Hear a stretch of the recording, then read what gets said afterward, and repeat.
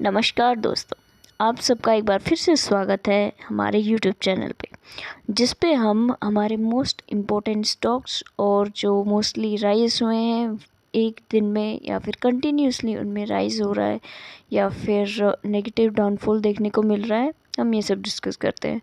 और आज का हमारा जो स्टॉक है वो है ओसन एंटरप्राइज लिमिटेड। इसको हम पहले कोर एम्बेलेज लिमिटेड के नाम से भी जानते थे, जो कि ये बहुत ही पुरानी कंपनी है और स्टार्ट हुई थी 15 फ़रवरी 1984 में। तो कंपनी जो वो प्रिंसिपली इंगेज्ड है ट्रेडिंग के बिजनेस में, business of trading in commodities, bullions, gold jewellery and diamonds. Derivative shares और सिक्योरिटीज़ में भी ये डील करते हैं और गोल्ड ज्वेलरी भी बनाते हैं। तो देखा जाए तो बिज़नेस जो है वो बहुत ही वास्ट है, मीन्स मल्टीपल सेक्टर्स में है। और इसके कुछ प्रोज और कॉन्स हैं, जैसे कंपनी ने अपना डेट जो है वो कम किया है। अभी जो कंपनी वो ऑलमोस्ट डेट फ्री हो गई है और एक हेल्थी डिविडेंड पे आउट भी जो है मेंटेन कर रहे हैं। जो वर्किंग कैपिटल रिक्वायरमेंट्स हैं वो भी कम हो चुकी हैं, फ्रॉम 169 डेज़ टू 11.6 डेज से। अब इसके कुछ कॉन्सिक्वेंसेस भी हैं। तो देखा जाए तो इसमें लो रिटर्न है इक्विटी पर 4.6% और लास्ट 3 ईयर्स, और जो अर्निंग्स हैं अनदर इनकम को मिला के वो ₹8.25 करोड़ है। और इसमें देखा जाए तो अभी फ़िलहाल इसमें बहुत इंक्रीज़ हो रहा है।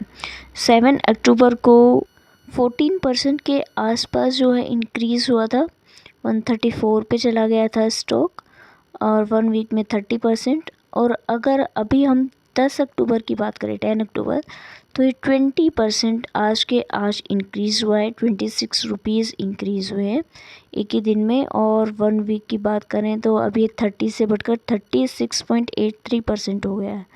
तो आप लोग देख सकते हो 7 को कितना हुआ, अभी 10 को कितना हुआ, और अभी आगे भी इसकी इंक्रीज़ होने की जो संभावना है वो है पूरी की पूरी। तो अभी आप लोग देख सकते हो 1 साल का, 5 ईयर्स का, हमेशा इसका ग्राफ जो है वो अपवर्ड ही रहा है। ये आप लोग 29 अप्रैल 2005 में शुरू हुआ था ये, तब देख सकते हो। और अभी ये 10 अक्टूबर का है, 160। अब इसके ग्राफ से अलग हम इसके फंडामेंटल्स के बारे में भी बात कर लेते हैं।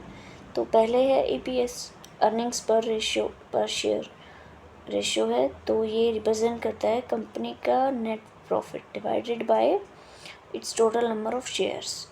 तो ये कंपनी का जो प्रॉफिट है allocated to common share holders, तो वो शो करता है। और इसका है 8.39। तो ये इंडिकेट करता है कि इन्वेस्टर को मिलेगा प्रॉफिट में से 8.39 और एक शेयर के हिसाब से। Price to earnings next ratio है। इसका मतलब है कंपनी का जो करंट शेयर प्राइस है और जो अर्निंग पर शेयर है उसका जो कंपैरिजन होता है उसको बोलते हैं PE रेशो। ये इंडिकेट करता है कि इन्वेस्टर्स जो हैं वो कंपनी की अर्निंग है उसका हर एक रुपया पे करने के लिए, मतलब कितने विलिंग है, कितना पे करना चाहते हैं एक इन्वेस्टर को।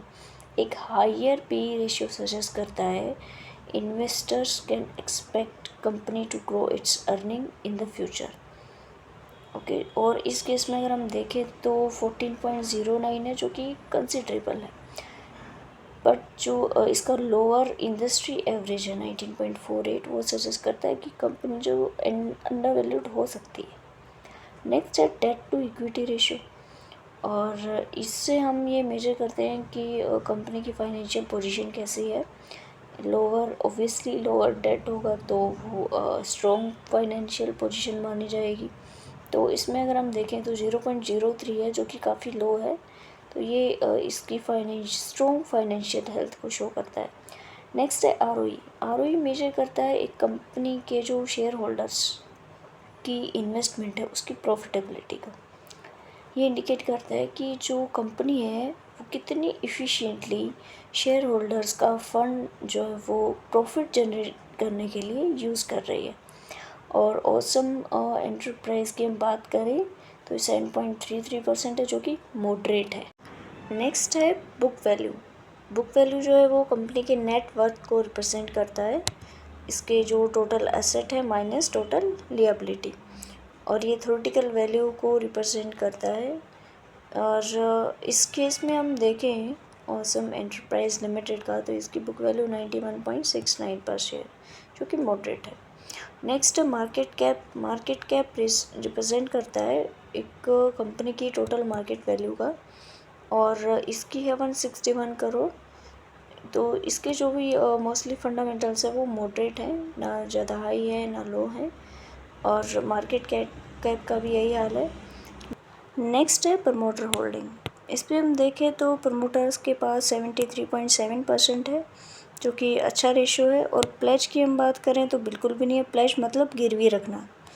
तो पब्लिक के पास है 26, ना इसमें फॉरेनर्स इन्वेस्टमेंट कर रहे हैं और ना डोमेस्टिकली कोई भी इन्वेस्टमेंट कर रहा है। पब्लिक है और प्रमोटर के पास है। इसकी प्रॉफिट एंड लॉस की हम बात करें तो सेल्स आप लोग यहाँ देख सकते हो 2014 से मार्च 2024 तक सेल्स, एक्सपेंसेस, ऑपरेटिंग प्रॉफिट, और जो मोस्ट इम्पोर्टेंटली है वो है नेट प्रॉफिट और EPS, अर्निंग पर शेयर। तो नेट प्रॉफिट जो है वो 15, 21, 0, 8, 9, 10 बहुत ही मीन्स डिफरेंट नंबर्स हैं, कोई एक इंक्रीजिंग नंबर ही नहीं है, डिक्रीज़ भी हो रहा है, कभी हाई हो रहा है बहुत, तो बहुत वोलेटाइल है। EPS का भी यही हाल है, 11, 15, 0.35, फिर सीधा 5.89, फिर 14 हो गया, फिर 14 से सीधा 7, फिर 12, 11, 3 से 0, फिर 6, अब 8 है। तो आप लोग देख सकते हो बहुत ही वोलेटाइल है इसकी ये जो स्टेटमेंट है। कंपनी की हिस्ट्री की हम बात करें तो पहले ही ये कोर एम्बलेज लिमिटेड के नाम से जानते थे। 1984 में जो है वो इस्टेब्लिश हुई थी, और इसने एक 400 TPT पेपर प्लांट भी सेटअप किया था रिसाइकल्ड पेपर का, और पैकेजिंग मटेरियल के लिए। मींस कंपनी का बिजनेस जो है वो बहुत वास्ट है। एक MOU भी साइन किया है कनाडा बेस्ड HS साइमेंस में, इंजीनियरिंग, कंस्ट्रक्शन, मैनेजमेंट, इन सब चीज़ों के लिए। और अब हम बात करते हैं इसकी स्ट्रेंथ की। तो कंपनी जो है वो गुड रेवेन्यू दिया है इसने 27.61% 3 सालों में, और सिग्निफिकेंटली अपना जो डेट है वो भी डिक्रीज़ किया है 50.91 करोड़।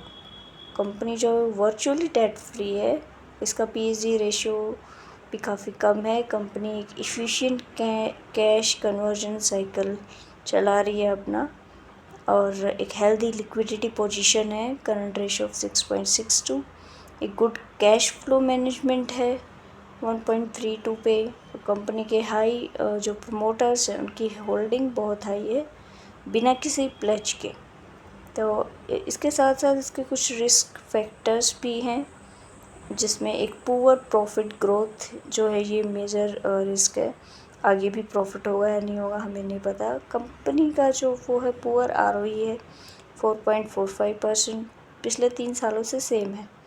ROCE भी सेम है 4.99 पिछले 3 सालों से। कंपनी जो है वो लिएबिलिटीज़ है कंपनी के ऊपर 28.02 करोड़ की, और एक लो EBITDA मार्जिन है पास्ट 5 ईयर्स से। तो आप लोग देख सकते हो जैसे प्रोज हैं वैसे ही कॉन्स हैं, और जैसे स्ट्रेंथ है वैसे ही रिस्क फैक्टर भी है। ओवरऑल अगर हम इसकी बात करें तो ये एक स्ट्रॉन्ग मार्केट पोजीशन होल्ड करती है। तो इसका फ्यूचर आउटलुक जो है वो बहुत सारे वेरियस रिस्क और अनसर्टेनिटीज़ के साथ आप लोग देख सकते हो। जो फिगर्स हैं वो कितनी वोलेटाइल हैं, कैसे चेंज हो रही हैं, कभी सीधा 0 पे, कभी सीधा 7 से सीधा 14 से सीधा डाउन जा रहा है, 5 है, 5 से फिर 8, ऐसे मीन्स कोई भी एक परफेक्ट पैटर्न नहीं है। ठीक है, तो आप लोग प्लीज़ अपना अच्छे से रिसर्च करना अपने बेसिस पे, और ऐसे ही वीडियोस के लिए चैनल को प्लीज़ लाइक करें, सब्सक्राइब करें, और हम लोग मिलते हैं नेक्स्ट वीडियो में। तब तक के लिए स्टे हैप्पी, स्टे इन्वेस्टेड।